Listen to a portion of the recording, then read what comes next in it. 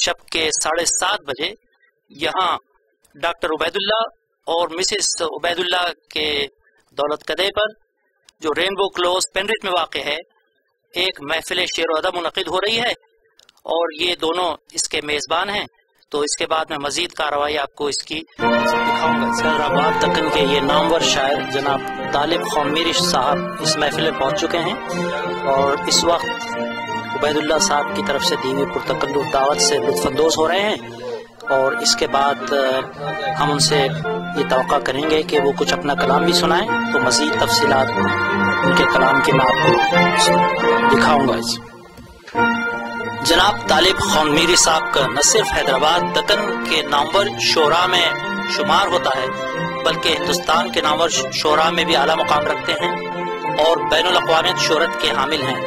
मैं उनसे ये दरियाफ्त करना चाहूँगा कि ऑस्ट्रेलिया के मुतालिक उनके क्या तासुरात हैं और वो यहाँ के माहौल के मुताबिक और उर्दू अदब से लगाव के ताल्लुक से क्या फरमाना चाहते हैं।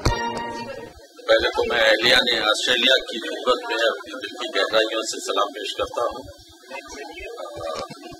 सबसे अहम बात यह है कि मैं पहले ऑस्ट्रेलिया जो उर्दू के यहाँ अरबाब उर्दू जो यहाँ आकर बस गए हैं उनका शुक्रगुजार हूँ कि उन्होंने मुझे ये मौका दिया कि यहाँ आकर कुछ अपना कलाम पेश कर सकूँ, कुछ अपने ख्यालात का इजहार कर सकूँ। ये सरजमीन अगरचे के लोग कहते हैं कि शायरी मनहूस होती है लेकिन शायरी मेरे अपने बरकत साबित हुई है। मुझे वो वाक़या याद आ रहा है कि किसी ने डिप्टी नज़ीर अहमद से जो नावल निगार थे मशहूर जिन्होंने तबद्दुम करना शुरू की थी उन्होंने बीच में शायरी भी शुरू की। तो किसी ने कहा कि आप इतने बड़े नावल निगार हैं और इतने बड़े ऑफिसर हैं, डिप्टी कलेक्टर हैं। उस जमाने में डिप्टी कलेक्टर बहुत बड़ा ओहदा हुआ करता था और उनसे कहा कि जब आप इतने बड़े आदमी हैं तो आप शायरी क्यों शुरू किए, क्योंकि शायरी तो मनहूस होती है। तो उन्होंने उस पर एक शेर कहा था कि लोग कहते हैं कि फन शायरी मनहूस है, शेर कहते कहते मैं डिप्टी कलेक्टर हो गया।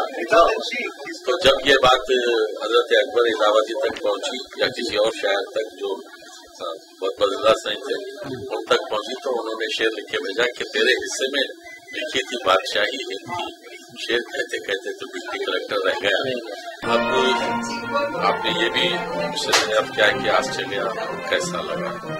सबसे अहम बात यह है कि आप तमाम उर्दू वाले इतनी दूर आकर यहाँ उर्दू की शम्में जला रहे हैं, ये सबसे बड़ी बात है। और मुझे कभी कभी वैसे मैं कभी अल्लाह से गिला नहीं करता, अल्लाह ताला से गिला कभी नहीं किया मैंने, लेकिन आज मुझे थोड़ा सा दिल चाहा कि दूसरा से गिला करूं कि इतनी अच्छी जमीन उन्होंने इतनी दूर क्यों बसाई, इतनी खूबसूरत जमीन।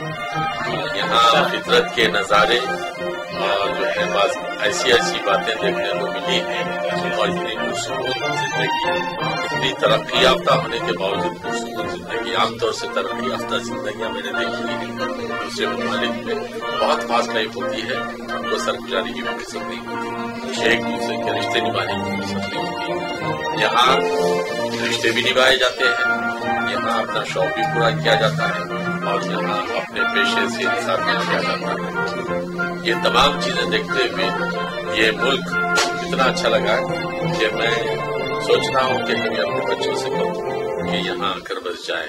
जब अपनों को देखता तो यहाँ अपनों ने अपने खुलूस और मोहब्बत से जो है गुरेज नहीं किया है, उन्होंने अपने खुलूस को, अपनी मोहब्बतों को, अपनी मिलनसारी को बाकी रखा है।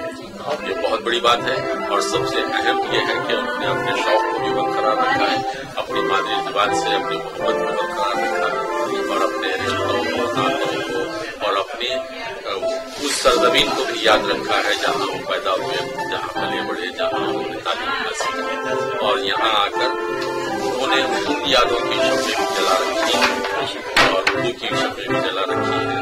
मैं बस इतना कह सकता हूँ कि हमारे ये तमाम भाई आबाद और शाद रहे। बहुत बहुत शुक्रिया। बहुत खूब, बहुत शायराना अंदाज में आपने अपने जज्बात को इज़हार किया। बहुत शुक्रिया।